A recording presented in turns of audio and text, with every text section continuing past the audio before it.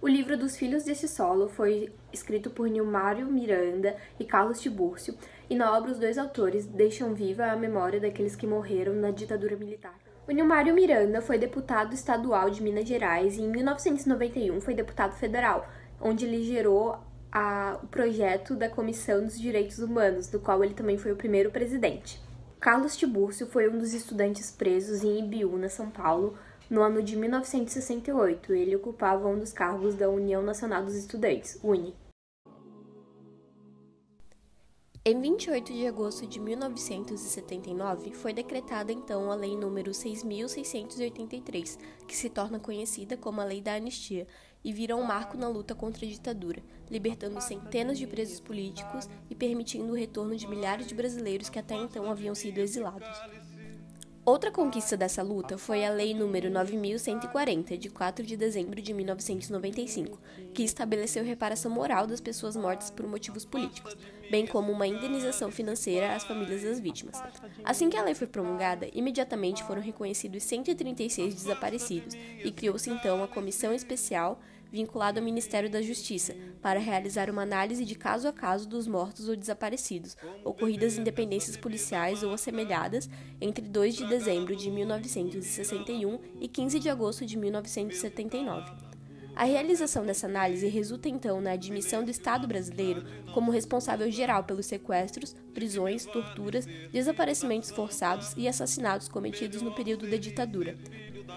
Os familiares e ex-presos políticos queriam algo além disso, queriam uma lei mais abrangente, algo que acolhesse os casos decorrentes da violência generalizada dessa época, como mortos em tiroteios, vítimas de atentados, ex-presos políticos que se suicidaram em decorrência das torturas sofridas ou os que o fizeram antes de serem presos para evitar a tortura. Uma lei que também não restringisse um prazo para as famílias reportarem. Como resultado de uma lei não tão abrangente, casos submetidos à comissão especial que poderiam vir a ser reconhecidos por uma lei abrangente acabaram por ser recusados, pois foram reportados fora do prazo. O governo também nada ajudou em fazer com que essa informação chegasse às famílias. Não criou campanhas para que as famílias se mobilizassem e fossem atrás de seus familiares desaparecidos ou mortos. Com isso, 2 famílias que têm parentes na lista dos desaparecidos políticos não foram localizados, e 8 famílias com parente entre os mortos oficiais requereram um exame fora do prazo estipulado. Mas a pior parte foi o sobrepeso que a comissão especial pôs em cima dos familiares, que além de terem de lidar com o sofrimento de terem tido parentes assassinados na ditadura, ainda tiveram que juntar provas.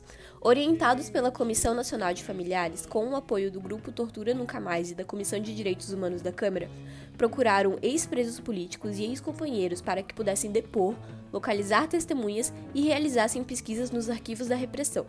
Novas informações sobre os casos foram solicitadas ao governo, exumações foram feitas, laudos periciais refeitos, testes de DNA solicitados e até mesmo a quase impossível tarefa de tentar localizar restos mortais de desaparecidos foi empreendida, tudo isso a cargo das famílias das vítimas. Em 5 de maio de 1998, a Comissão Especial reconheceu a responsabilidade do Estado pela morte de 148 pessoas, além das 136 já reconhecidas no anexo da lei, totalizando assim 284 mortes. Caso a caso, as farsas da ditadura foram desmontadas. As notas oficiais divulgadas pela imprensa na época, baseadas nas notas oficiais dos próprios órgãos de repressão, foram sendo desmentidas por médicos legistas e peritos sérios e respeitados. Logo, suicídio e morte por atropelamento foram renomeados para assassinatos sob tortura, em vez de fugas da prisão, desaparecimento forçado, e ao invés de tiroteios, execuções a queima-roupa. Nesse vídeo, a gente vai falar sobre a ALN e a Molipo, que são 2 organizações de esquerda, e sobre seus membros que foram mortos enquanto lutavam pela democracia durante a ditadura. Marco Antônio Braz de Carvalho foi o primeiro militante da ALN a ser morto pela repressão no dia 28 de janeiro de 1969. Teve sua casa invadida pela DOPS, chefiados por Raul Nogueira de Lima. Marco foi eliminado com vários tiros a queima-roupa. Nelson José de Almeida. Não se sabe muito sobre a sua jornada, pois o que se sabe das notas oficiais da época é que Nelson participou de um assalto à Caixa Econômica Federal, foi preso e então, em uma das suas supostas tentativas de fuga, foi assassinado. Uma funcionária do banco chamada Bebé, Maria Amália de Oliveira, que trabalhou na CEF de Teófilo Otoni entre 1952 e 1982 conta que não houve assalto nenhum no ano de 69 e nem em qualquer outro ano. A trajetória de Nelson até o momento de seu assassinato ainda é uma incógnita. Luiz Fogaça Balboni. No dia 24 de setembro de 1969, às 3h10, Luiz e seu colega Manuel foram pegos em uma emboscada na Alameda Campinas. Correram em direção à Alameda Santos na tentativa de fuga, perto da rua Pamplona. Luiz gritou por ajuda, havia sido baleado. Manuel socorre, consegue o levar até a esquina de rua Pamplona, mas Luiz cai. Manuel segue o seu caminho. Apesar de gravemente ferido, Luiz Fogaça Balboni é levado para um centro de torturas, onde tentaram arrancar informações do mesmo. Vendo de que nada adiantaria, é levado por uma viatura do DOPS até o Hospital das Clínicas, onde vem a falecer a 1h30 da madrugada do dia 25 de setembro. Virgílio Gomes da Silva. Foi submetido à tortura resistindo a mais de 12 horas. Foi morto pelo pau de arara. Apesar de testemunhos de seu assassinato, sua prisão e morte não foram reconhecidos, tornando ele o primeiro desaparecido político, sendo por vezes pintado como foragido. Virgílio nasceu no Rio Grande do Norte e foi assassinado com seus 36 anos. Carlos Marighella. Líder do ALN, Marighella foi pego em uma emboscada. Havia marcado um encontro com Frei Ivo e Frei Fernando. Ao chegar perto do local, foi alvejado por tiros, sendo o tiro fatal a queima-roupa. Notas oficiais informaram que Marighella foi morto pois resistiu à prisão e havia trocado tiros com a polícia. Frei Ivo e Frei Fernando informaram que Marighella não teve chance de se render. O laudo perito feito na arma que ele portava constou que a arma estava com todas as balas. Carlos Marighella foi assassinado aos 58 anos de idade, após uma longa luta pela liberdade do povo. Dorival Ferreira. Teve sua casa invadida, foi baleado e levado ainda com vida para a prisão, onde teria sido executado com 11 tiros. Sua esposa, filha e pai foram presos para a coleta de seus depoimentos. Executado no dia 3 de abril de 1970, Dorival tinha 38 anos no momento de seu assassinato. José Idésio Brianesi. Em nota oficial, José foi morto em um tiroteio após ferir os sargentos Absalom Moreira e Manuel Alves do Nascimento. A foto apresentada após sua morte chamava a atenção de quem o conheceu em vida. José era um rapaz impecável, sempre arrumado e barba feita. Na foto, apresentava-se um jovem desleixado com barba por fazer, mais magro e cansado. José foi executado quando tinha 24 anos. Norberto Nering. Teve sua morte forjada. No laudo oficial, sabe-se que Norberto foi encontrado morto no quarto de hotel número 21, Hotel Pirajá, na Alameda Northman, 949. A perícia não foi chamada ao local. Norberto deixou uma carta endereçada à sua mãe, que foi chamada para reconhecer o seu corpo. Maria Lígia recebeu a informação de que presos haviam visto o corpo de seu marido ser retirado de uma das celas. Norberto faleceu no dia 25 de abril de 1970, com aproximadamente 30 anos. Antônio dos Três Reis de Oliveira. Foi assassinado aos 23 anos por agentes de segurança do Estado. Teve a casa que se hospedava com Alcere Maria Gomes invadida. Ambos foram mortos no dia 17 de maio de 1970. Foi enterrado como indigente e a família não conseguiu reaver seus restos mortais. Joaquim Câmara Ferreira. Teve seu paradeiro dedurado por um infiltrado da ALN, José Silva Tavares, no dia 23 de outubro de 1970. Joaquim foi capturado. Apesar de ter 57 anos, lutou contra os policiais, mas foi dominado e então levado para o sítio de Fleury, onde foi torturado e morto horas depois. Anteriormente, Joaquim já havia sido preso e torturado, sendo libertado apenas pela lei da anistia em 1943. Eduardo Collen Leite, também conhecido como Bacuri, ficou o total de 109 dias sob tortura. Foi preso no dia 21 de agosto de 1970 e visto pela última vez no dia 7 de dezembro de 1970, onde foi retirado da sua cela. Seu estado já era deplorável e teve de ser quase carregado pelos policiais. Aldo de Sá Brito Souza Neto. Foi morto sob torturas após ser preso pela polícia. tentou fugir da mesma, pulando do terceiro andar de um prédio no centro de São Paulo, quebrando as 2 pernas e fraturando a bacia. Foi retirado do pronto-socorro e enviado ao DOI-CODE para interrogatório e enviado de volta ao hospital, de onde não saiu mais com vida. Luiz Almeida de Araújo. Não se tem muitas informações do que aconteceu com ele, apenas que foi preso após levar uma pessoa ao encontro com um dirigente da VPR. Sua família buscou informações sem sucesso em diversos órgãos. Paulo de Tarso Celestino da Silva. Preso juntamente com Eleni Teles Guariba em 12 de julho de 1971. Foi levado ao DOI-CODE do Rio de Janeiro e após isso enviado à Casa da Morte em Petrópolis, Rio de Janeiro. Foi torturado por mais de 48 horas e forçado a ingerir muito sal.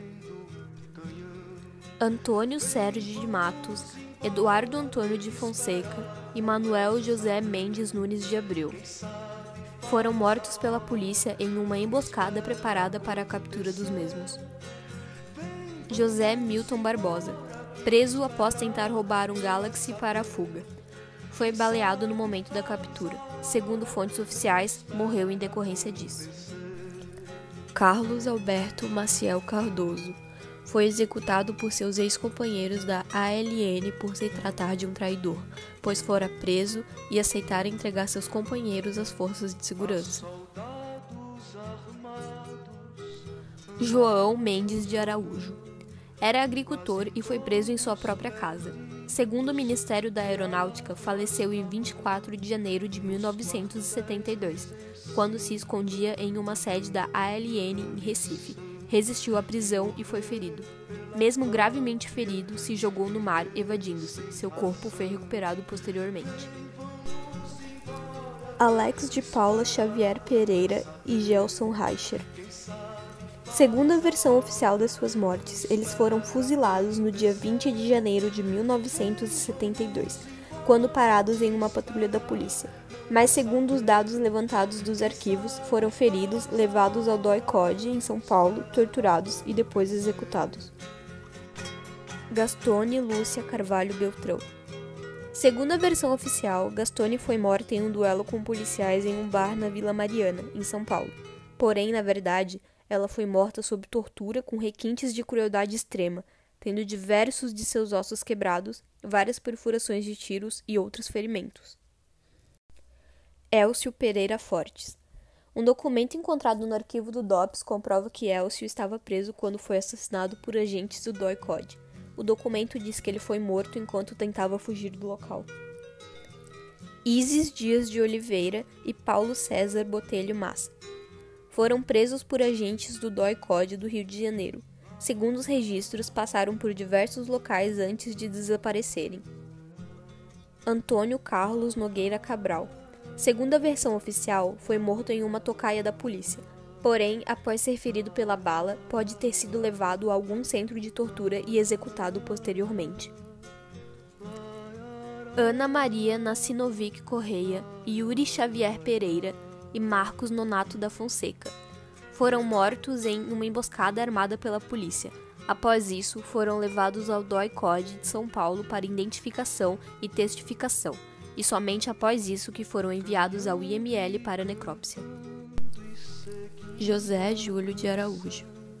Foi preso e torturado até a morte. Seu irmão descobriu onde estava enterrado e conseguiu reaver seus restos mortais e levou consigo para onde morava.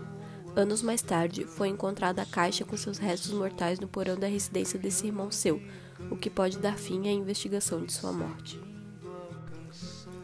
Luiz Eurico Teixeira Lisboa. Seus restos mortais foram os primeiros de um desaparecido político a ser encontrado sob o nome falso de Nelson Bueno. Foi preso em São Paulo em setembro de 72 e desapareceu desde então. Aurora Maria Nascimento Furtado. Na versão oficial, foi morta em um tiroteio contra os policiais enquanto tentava proteger o chefe da sua organização. Foi torturada, faleceu pelo uso da coroa de Cristo, um instrumento de fita metálica que vai apertando a cabeça de quem utiliza até esmagar o crânio, e foi ferida 29 vezes com arma de fogo após o óbito. Arnaldo Cardoso Rocha, Francisco Emanuel Penteado, e Francisco Seiko Okama. Versão oficial da morte foi um tiroteio com as forças policiais. Porém, após o tiroteio, foram levados ao DOI-CODE de São Paulo e torturados até a morte para delatarem os colegas. Eles foram traídos por J. João Henrique de Carvalho, que servia como infiltrado da polícia no grupo da ALN. Alexandre Vanucci Leme. A primeira versão para sua morte foi que ele cometeu suicídio após intensa tortura. Já a segunda versão, tomada como oficial, diz que ele estava sendo transportado em carro de polícia quando se jogou para fora do veículo, sendo atingido em cheio por um caminhão que seguia na mesma via, vindo a falecer a caminho do hospital. Apenas se sabe que no atestado de óbito está lesão traumática crânioencefálica. Sua morte gera comoção nacional, inclusive com membros da Igreja Católica se manifestando contra a tortura praticada. Até mesmo o Papa Paulo VI recebeu uma carta da mãe de Alexandre e respondeu com palavras de alento. Ronaldo Maluf Queiroz, versão oficial, fuzilado em um ponto de ônibus na Avenida Angélica, em São Paulo. Versão real, foi morto com 2 tiros a queima-roupa, um no pescoço e o outro na cabeça. Merival Araújo. Segundo versão oficial, foi morto em encontro com as forças de segurança. Anos mais tarde, o general Adir Fiuza de Castro, em entrevista, diz que ele foi morto em combate corpo a corpo com o cabo da repressão, que lhe quebrou o pescoço durante um movimento de contenção chamado Gravata. O ocorrido real diz que Merival, após ser ferido em combate com as forças de segurança, foi levado ao DOI-CODE, onde morreu sob tortura. Luiz José da Cunha. A versão oficial diz que foi acaso ele ter sido encontrado morto pela repressão. Porém, fontes dizem que foi mais uma das delações de Jota, que levou a repressão até ele para o matar. Elber José Gomes Goulart. A versão oficial divulgada pelos jornais dizia que Elber, após ser abordado, iniciou o tiroteio contra as forças da repressão e, devido a isso, caiu morto. Porém, os documentos do IML e o atestado de óbito apresentam grandes discrepâncias do que foi divulgado oficialmente, sendo que a maior delas diz que o tiro que matou Elber veio de trás para frente, e não de frente para trás, como era de se esperar em um tiroteio. A orientação do tiro foi da esquerda para a direita e de cima para baixo, indicando que ele estava caído quando recebeu esse disparo, visto que Elber media 1,88 m de altura. Sônia Maria de Moraes Angel Jones e Antônio Carlos Bicalho Lana foram presos saindo para uma viagem de ônibus e levados para o DOI-CODE do Rio de Janeiro. A versão oficial para as mortes era tiroteio com as forças de segurança. Porém, após muitos anos de busca da verdade, soube-se que eles foram torturados e mortos dentro do DOI-CODE do Rio de Janeiro. Ieda Santos Delgado desapareceu em São Paulo após ser presa. Não se tem informações do seu paradeiro e nem quem foi o responsável pela sua prisão. Ana Rosa Kucinski Silva e Wilson Silva desapareceram quando foram presos em 22 de abril de 74. Foram torturados e mortos pela repressão. Durante anos, a família deles buscou informações, sendo até extorquidos pelo exército em $25 mil, em troca de informações, que eram falsas. Tomás Antônio da Silva Meirelles Neto. Era formado em Sociologia pela Universidade de Moscou. Foi preso em 7 de maio de 74 e nunca mais foi visto. Isami Nakamura Okano.